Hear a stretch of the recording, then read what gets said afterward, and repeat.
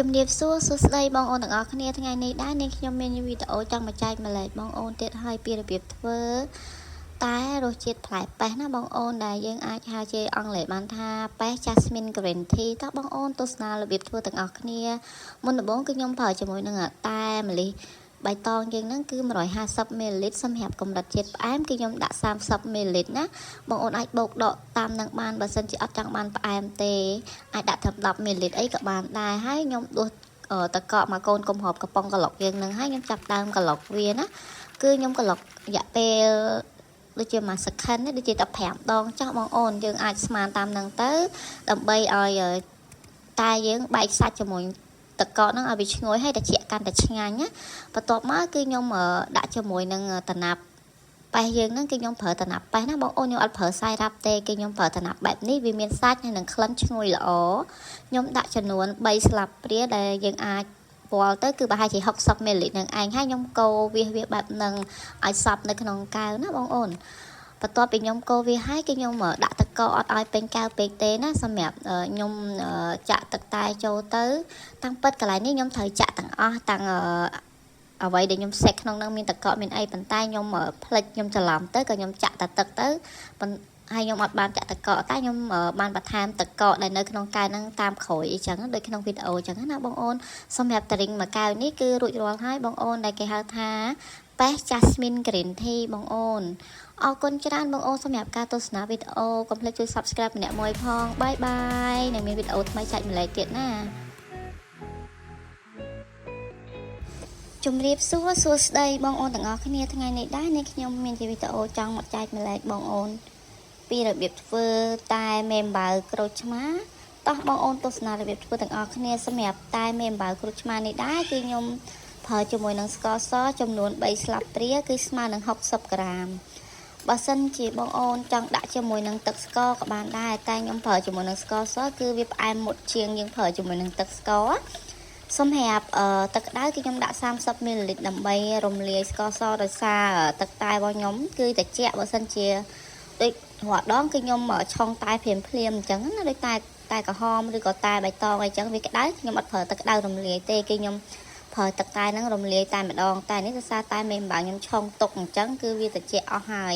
បន្ទាប់មកគឺខ្ញុំដាក់ជាមួយនឹងទឹកក្រូចឆ្មាខ្ញុំប្រើជាមួយនឹងក្រូចខ្វិចទូចសម្រាប់ក្រូចតែជ្រក់បងអូនគឺខ្ញុំដាក់40 ml ហើយខ្ញុំកូរល្បាយទាំងអស់ហ្នឹងចូលគ្នាឲ្យសព្វល្អទៅបងអូនកូរឲ្យសព្វទៅណាបន្ទាប់មកគឺខ្ញុំដាក់ជាមួយនឹងទឹកកកសម្រាប់ទឹកកកគឺយើងដាក់ឲ្យពេញកែវមកសម្រាប់រូបមន្តដែលខ្ញុំនិយាយខាងលើនេះគឺខ្ញុំប្រើជាមួយនឹងកែវលេខ22 អោនបើបងអូនប្រើជាមួយនឹងកែវធំប្រភេទកែវយៈ32 អោនអានឹងយើងអាចកូនរូបមន្តតាមនឹងបានចាសម្រាប់ទឹកតែមេអំបៅដែលខ្ញុំដាក់ហ្នឹងគឺចំនួន100 ml បន្ទាប់មកគឺខ្ញុំបន្ថែមទឹកកកឲ្យពេញកែវជាការស្រេច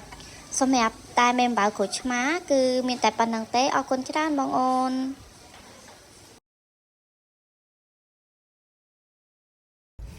ជំរាបសួរសួស្តីបងអូនថ្ងៃនេះដែរមានវីដេអូចង់មកចែកម្លែកទៀតហើយសម្រាប់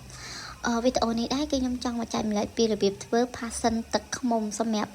របៀបធ្វើផាសសិនទឹកឃ្មុំនេះដែរគឺមុនដំបូងខ្ញុំចាប់ផ្ដើមជាមួយនឹងផ្លែផាសសិនចំនួន2ផ្លែឆ្កឹះយកតែសាច់ផាសសិនទេសម្រាប់បងអូនដែលគាត់បានគៀបផាសសិនយកយើងច្រោះយកទឹករួចស្រេចគឺប្រើចំណោះប្រហែលជា40 ml ទៅ50 ml តែសម្រាប់ខ្ញុំគឺខ្ញុំអត់បានគៀបទុកអីចឹងខ្ញុំប្រើផ្លែផាសសិន2ផ្លែបន្ទាប់មកគឺខ្ញុំប្រើជាមួយនឹងទឹកក្តៅ60 ml ដើម្បីឲ្យបានចំណោះផាសសិនជាមួយនឹងទឹកក្តៅហ្នឹងគឺយើងយកចំណោះប្រហែល100 ml រួចហើយខ្ញុំចាប់ផ្ដើមជាមួយនឹងទឹកឃ្មុំសម្រាប់ទឹកឃ្មុំនេះដែរគឺខ្ញុំប្រើចំណោះតែ40 ml ទេព្រោះអីសម្រាប់40 ml គឺវាជាចំណុះដែលត្រូវជាមួយនឹងកែវលេខ22 អោនណាគឺវាអត់ផ្អែមដិតទេគឺវាមធ្យមគឺល្មមអញ្ចឹងណាហើយខ្ញុំក៏បានដាក់ជាមួយនឹងទឹកក្តៅ30 ml ដែរដើម្បីយើងយកមករំលាយទឹកឃ្មុំហ្នឹងព្រោះអីទឹកឃ្មុំវារៀងស្អិតខ្លាំងអញ្ចឹងយើងប្រើទឹកក្តៅដើម្បីរំលាយទឹកឃ្មុំហ្នឹងឲ្យវារលាយល្អបន្ទាប់ពីខ្ញុំកូរទឹកឃ្មុំជាមួយនឹងទឹកក្តៅរលាយបានល្អហើយខ្ញុំបានរួចជាមួយនឹងទឹកក្រូចតែជ្រក់ហ្នឹងគឺខ្ញុំលួច5 ml ណាខ្ញុំអត់ដាក់ ច្រើនខ្ញុំលួចតា 5ml ទេដើម្បីវារៀងដិតតិចទៅបន្ទាប់មកខ្ញុំដាក់ជាមួយនឹងទឹកស្ករហ្នឹងគឺ 20ml ពីលើដែរដើម្បីឲ្យរៀងផ្អែមដិតបន្តិចជាងនឹងបន្តិចទៅពួកអីបើទឹកខ្មុំហ្មងវាអត់ផ្អែមដិតទេតែវាមានក្លិនឈ្ងុយអញ្ចឹងណាបន្ទាប់ពីខ្ញុំកូរល្បាយទាំងអស់ហ្នឹងសព្វអស់ហើយគឺខ្ញុំដាក់ជាមួយនឹងទឹកកកសម្រាប់ទឹកកកគឺខ្ញុំដាក់ឲ្យពេញកែវតែម្ដងហើយខ្ញុំច្រុំវាបន្តិចដើម្បីឲ្យទឹកកកយើងធ្លាក់ទៅក្រោមបន្ទាប់មកគឺខ្ញុំចាប់ដើមដាក់ទឹកផាសសិនដែលយើងបានធ្វើអំបាញ់មិញហ្នឹងជាចុងក្រោយគឺជាការស្រេចសម្រាប់ផាសសិនគឺខ្ញុំបានត្រង់យកគ្រាប់តែងតែខ្ញុំបានថតបង្ហាញបងអូនណាសម្រាប់ផាសសិនទឹកខ្មុំគឺខ្ញុំមានការចែកម្លែកតែប៉ុណ្្នឹងទេអរគុណច្រើនបងអូនសម្រាប់ការទស្សនាវីដេអូបាយបាយ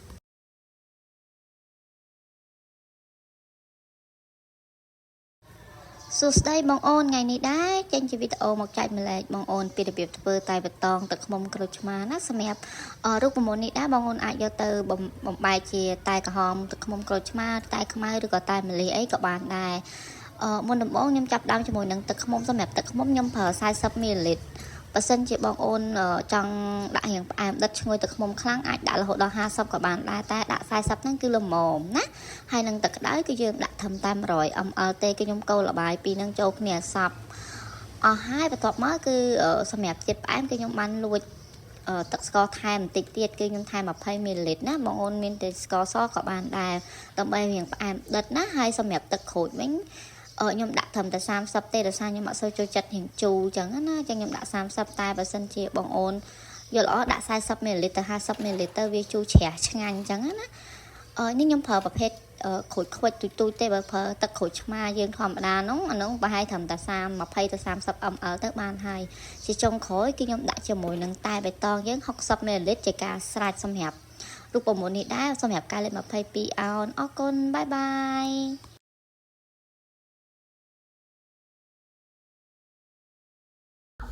សួស្តីបងថ្ងៃនេះមកបង្ហាញបងពីរបៀបធ្វើតែក្រូចឆ្មាអញ្ចឹងណាសម្រាប់តែគឺខ្ញុំប្រើ4ក្រាមឆុងជាមួយនឹងម៉ាស៊ីនគឺខ្ញុំយកទឹក 150ml